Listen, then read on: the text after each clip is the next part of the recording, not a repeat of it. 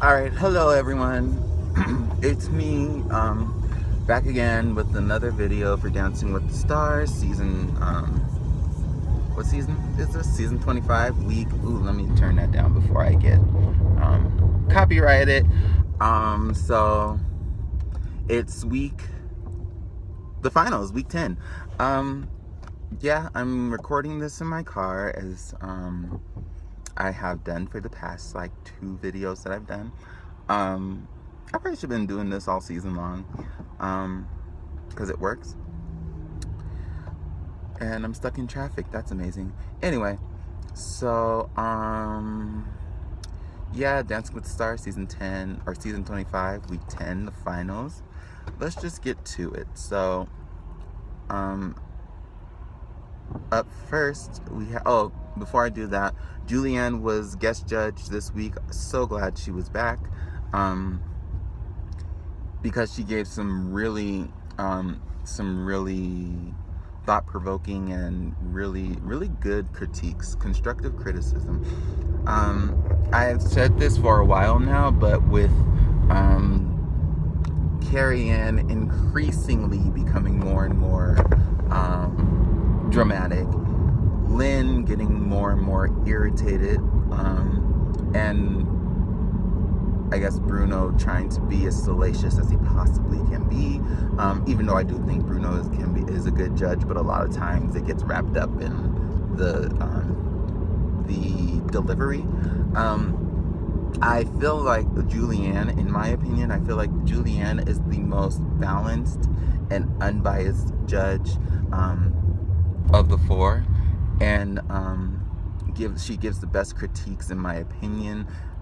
She can come from Bruno or Carrie Ann's world and being more emotional, more connected to the dance and that, and then with Bruno kind of looking towards the performance value and the show that the celebrity puts on, and then we have Lynn, who's with the technique and the pureness and the heart of the dance. So for me, well, not the heart of the dance, but the technique and how pure it is and all that stuff. He is a Puritan. So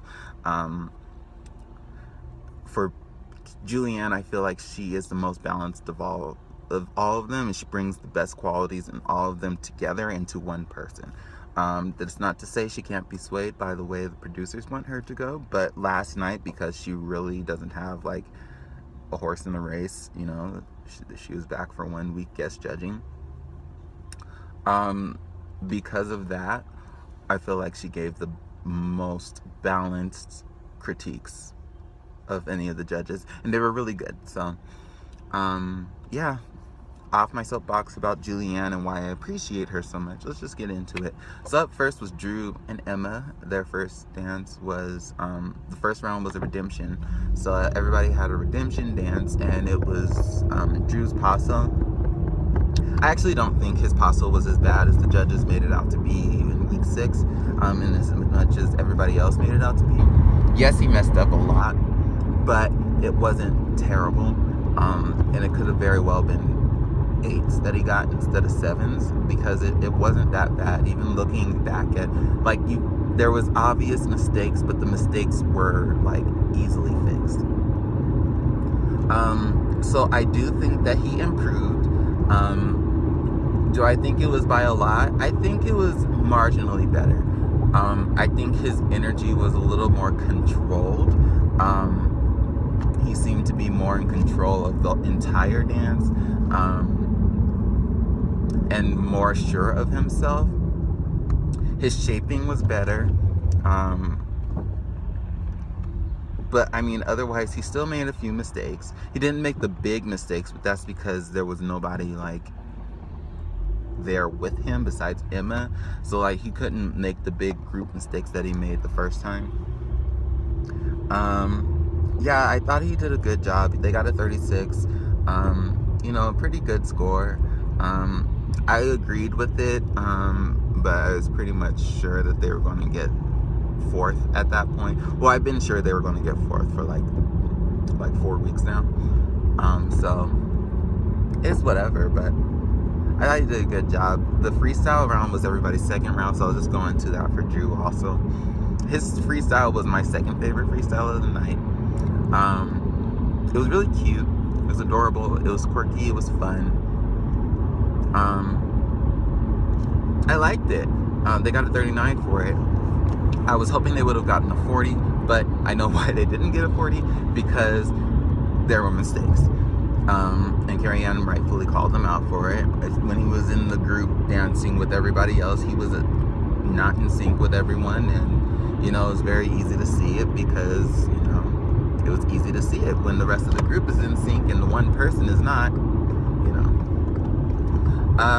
But yeah, I liked the part in the middle where they stopped and they did the whole little talking thing, then kept going. I just really liked it. I had a good time watching that dance. I thought it was fun. Yeah. Up next was Frankie and Whitney, and they had a whatchamacallit? For their redemption round, they had a foxtrot. That was what he did in week 1. Makes sense why they would do that, because they want to see how much he's grown from week 1 to now, because he's a way different Frankie than he was when he first started the show. Way more confident, way just a much competent dancer than he was in week 1. The amount of stuff that he was able to do this week, I would have never guessed that he would have been able to do all those weeks ago. I had a feeling that he was probably going to be a pretty decent dancer. I didn't think he was going to be as good as he turned out to be. I loved the choreography. I thought it was it really felt, I love that type of choreography for a foxtrot. I love how Whitney, I keep saying this, but I love that Whitney is back in the game. Her head is back in it. She has her spark back, that she kind of lost sometime in season 20, probably when she met Chris Soules. He probably zapped that from her. But yeah, I really enjoyed it. I really did. Their second dance, of course, was a freestyle. Oh, they got a 38 for that dance. I understand why they got a 38, because I felt like he was a little bit stiff, just a little bit, in his top line. But otherwise, I just thought he did a great job. Their freestyle, they also got a 38. I thought it was strange. Their package was a little strange in the fact that everybody was pressuring Whitney to go with something that wasn't dark and edgy and all that stuff. I'm not sure why they were really pressuring her to go against what she felt was the best for Frankie. Personally, in my head, in my mind, everything except for last week, everything that Whitney has done for Frankie this season has been amazing. I mean, she's done right by him the whole time. And even last week when she kind of had the mess up with the whole doing Apollo's choreography, I understood exactly why she did it. And she had the best. She was hoping for the best. It's just a little miscalculated, but I don't know why, but it just felt very strange to me to see one of the producers, Ashley, calling Whitney and being like, are you sure you really want to go with this song instead of this other song that's more fun? I was just like, let the woman do what she wants to do. And it actually turned out to be a pretty good dance. They got a 38 for it. Honestly, I would have loved for them to get a perfect score, but again, it wasn't perfect score worthy. Towards the end, you kind of felt the energy go down and stuff, and it started to drag just a little bit. But I mean, it was good, and I think Whitney was great at judging her gut for that. And I mean, she did a fantastic job of judging her gut. Or not judging her gut, but sticking to what her gut said was going to be work. And it's been right for the majority of the season, so why should she question it now? And when everything is on the line, So they ended the night with a 76. I liked it. I thought they did a good job. Up next was Jordan, right? Yes, Jordan and Lindsay. They had a redemption Charleston. Pretty predictable that they were going to get that chosen. That was the one dance that Lynn raked them across the coals for. I mean, he did that for a few of their dances, so let me stop. But I thought this one was actually amazing. I mean, you know, they keep bringing it every week, and it's like, I thought last week they were going to be like, I was like, oh, they can't top that, and then they come out with this Charleston and they top it, and I'm just like, okay, well, you know what, I'm just gonna stop trying to say they can't top it, because they will. I thought this Charleston was so full of content, just so good, so in sync, so amazing, so sharp, so perfect, so Jordan is an amazing dancer. To be honest, he's like up there for me, and this is the best compliment I could ever give anybody on this show. For me, he is right up there with Amber Riley. And if you know me, that may sound pretty strange or whatever, but Amber Riley for me was everything on this show. And if for anybody to be able to come to her in terms of, I mean, technically I think he's a better dancer than she is, but nobody on the show has ever been able to perform the way that Amber was able to perform, in my opinion. So for me to be able to put him on that same plate, it's the best compliment I could give anybody in regards to this show. It was amazing. They got a perfect score. I mean, what else are you going to give them? They're perfect. Their freestyle, again, perfect. Was I as amazed by this as I've been by their other dances? No. Was I still amazed by it? Yes. Was it still amazing? Yes. Was it still perfect? Absolutely. They deserve the perfect score. It's unfortunate that the freestyles kind of have that effect on me now, where I don't really care about them, because it's been the same for me for a long time. Like, I just watch the freestyles and I'm like, oh, okay. You know, it's just, it doesn't hold the same weight for me that it used to. And I think that's with the way the show has changed so drastically, and with the stars having like a contemporary and a jazz and other things and stuff that they can do, for all that to be the case, and then for all these themes and stuff, you know, the freestyles have lost their meaning. But yeah, I actually liked his freestyle the best, probably because he's the only person this season that hasn't done a jazz. So finally was Lindsay and Mark. Their first dance was a quick step. They were off this week. She was really off. They've been off for the past 3 weeks, I'm going to say. Well, she's been off for the past 3 weeks. This quick step was, I mean, it was fine, but it wasn't perfect score worthy. I saw some mistakes. Her frame didn't look as good as it was during week 5 with their Disney Foxtrot. That was gorgeous. Look at that frame again compared to this frame.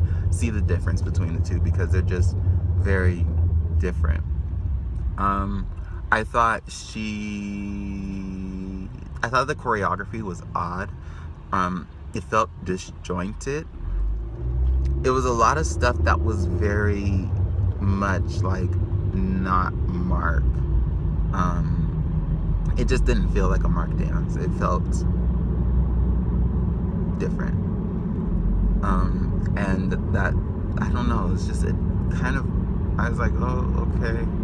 And she also had some footwork problems, so it didn't deserve a perfect score, but I mean, I guess maybe they're trying to make up for the fact that they've been skimping out on her perfect scores this season. I don't know.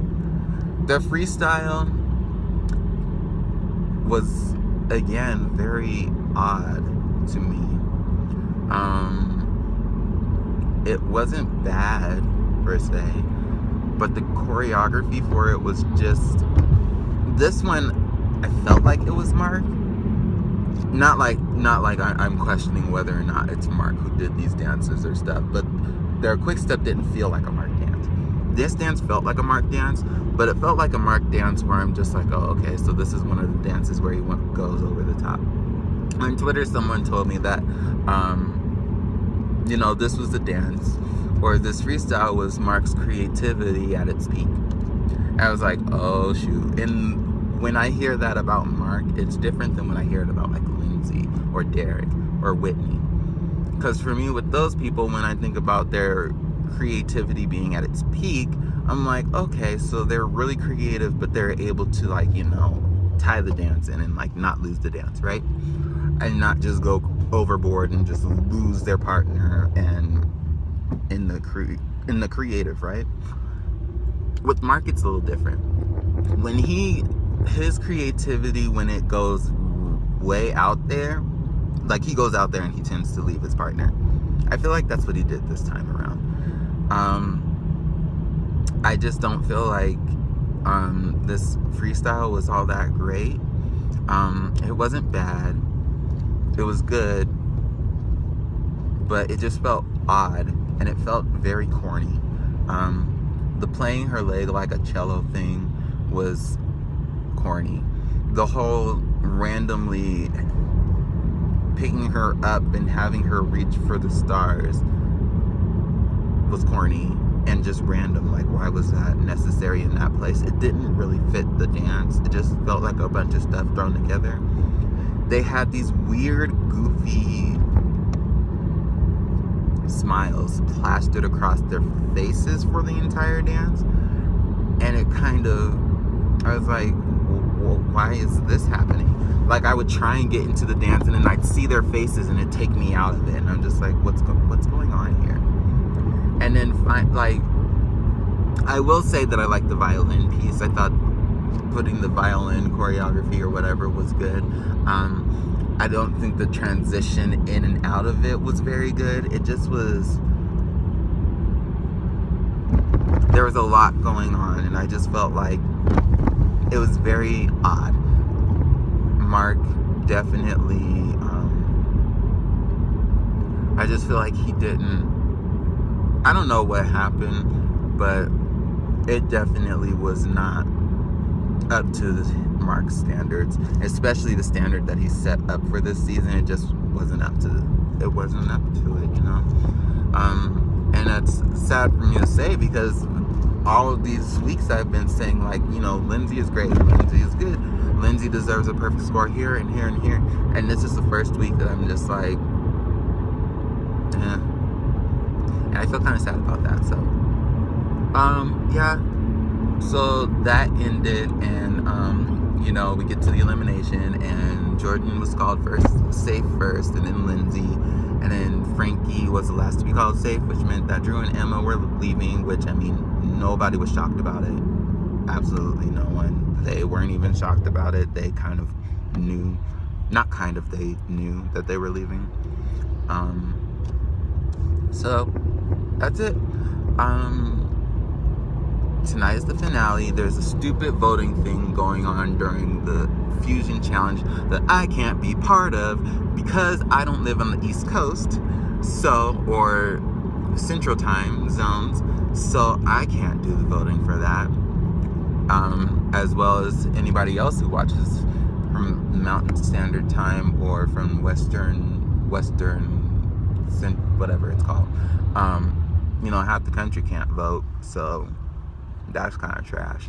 But yeah, let me know what you all thought. I will see you tomorrow for the finale recap. Until next time, bye.